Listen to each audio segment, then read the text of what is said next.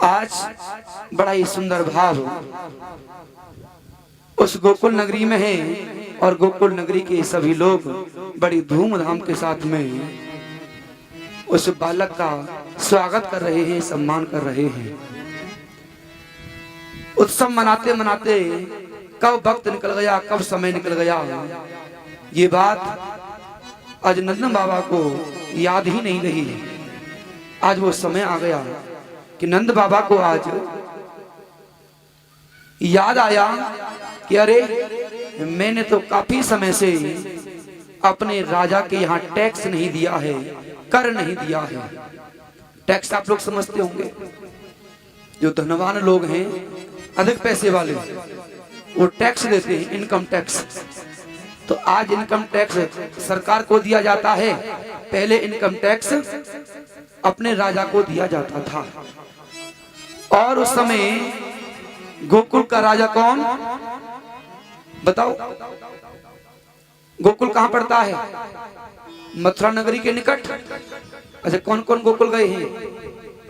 गोकुल तो लगभग सब लोग गए होंगे। अब गोकुल घूमने ना गए हों, दाऊजी चले गए होंगे, किसी और रिश्तेदारी में चले गए होंगे। तो गोकुल मथुरा नगरी के निकट है। और मथुरा नगरी का शासक कौन है? मामा कंस। और मामा कंस बहुत अच्छा आदमी है, अच्छा है ना? इतना अच्छा आदमी है कि उसने अपने बाप को ही जेल में डाल रखा है। तो आज नंद बाबा को याद आया कि मैंने तो काफी समय से अपना कर, अपना टैक्स राजा को नहीं दिया है, और पता नहीं वो राजा मेरे ऊपर किस बात को लेकर के हमला कर दे, कितना मुझे भला बुरा सुनाए। तो आज अपने उन गोकुल वासियों से हाथ जोड़ करके कहने लगा, साथियों, भाइयों, मैं अपना कर देने के लिए मथुरा नगरी जा रहा हूं, आप मेरे लल्ला का ध्यान रखना।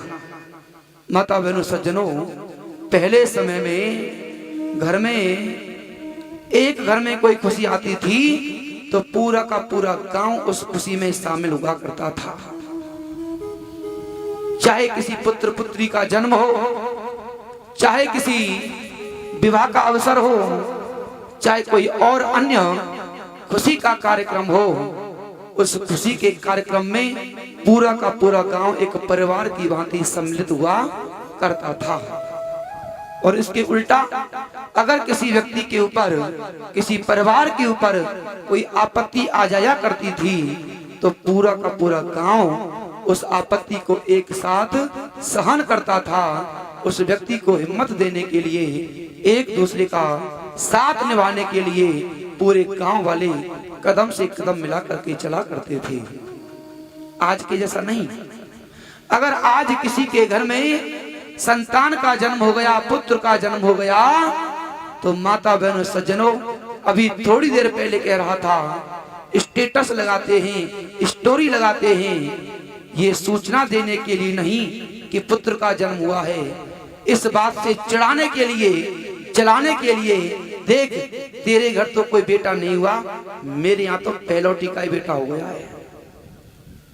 खुशी को बांटते नहीं है, एक दूसरे को नीचा दिखाने के लिए। चाहे घर बनाना हो तो घर बनाने का ये प्रयास करते हैं कि मेरे पड़ोसी का जितना बड़ा घर है ना, उससे दुगना घर, बड़ा घर बना करके दिखाऊंगा। चाहे खेत बेचना पड़ जाए, चाहे जमीन बेचनी पड़ जाए, लेकिन दूसरे को नीचा दिखाने का पूरा प्रयास किया जाता है।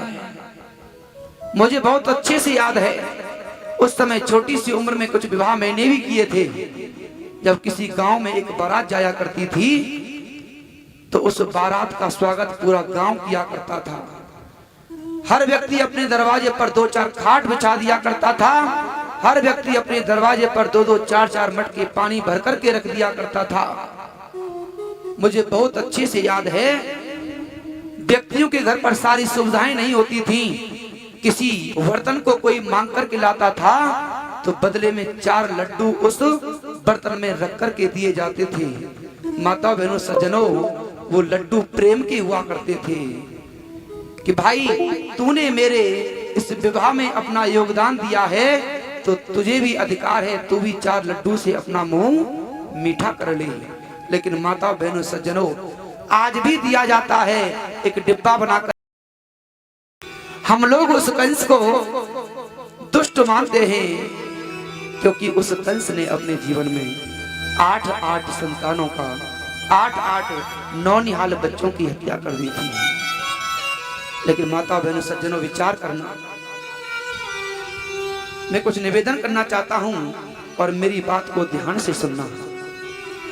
एक कंस ने हजारों वर्ष पहले अपने जीवन में कुछ पुत्रों की, कुछ बच्चों की, कुछ छोटे छोटे से नौनिहाल बच्चों की हत्या कर दी थी। इसलिए उस कंस को हम गालियां देते हैं। और आज हम क्या करते हैं, आपने विचार किया है? हम क्या करते हैं? हम भी तो वही काम करते हैं। कुछ लोगों को छोड़ दें, कुछ लोगों को छोड़ दें तो बाकी के लोग तो वही काम करते हैं।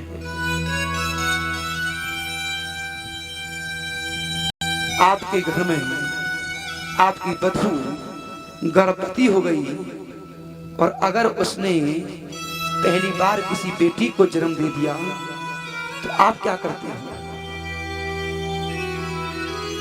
आप जन्म से लेकर मरने तक उस बेटी को कोसते रहते हो।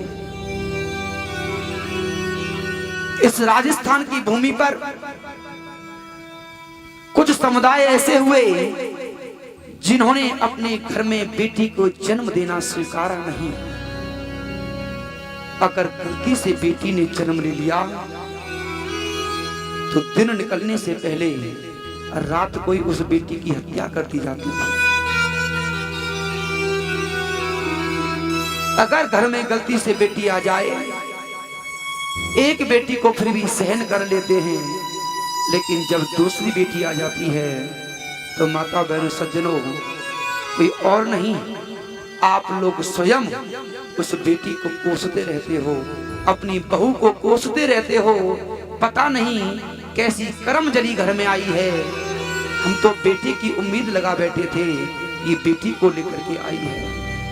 ओहो माता बहनों सज्जनों, उस छोटे से बच्चे का क्या अपराध है, उस छोटी सी फूल सी गुड़िया का क्या अपराध है, जो जन्म लेते ही उसे अपने जीवन में अनेकानेक गालियों का सामना करना पड़ रहा है।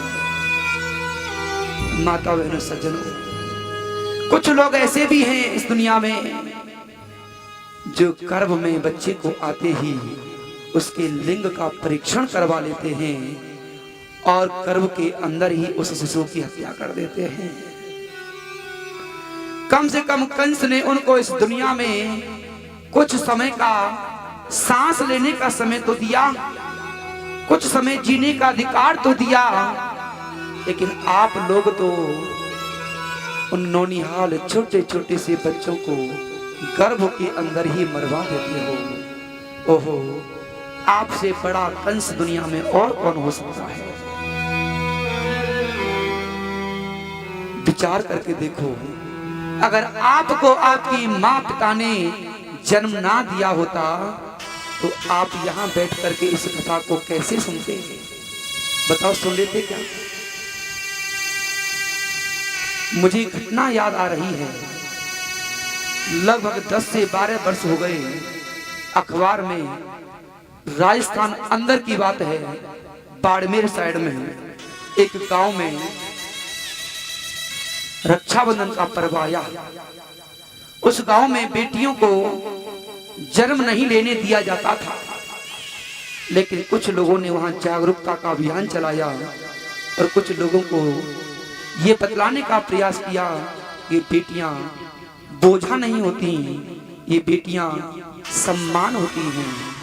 माता बहनों सज्जनों, उस गांव में 2 बेटियों ने जन्म लिया और जब 2 बेटियों ने जन्म लिया तो उन दोनों माता पिताओं ने अपने बेटियों को मारा नहीं, उनका पालन पोषण किया।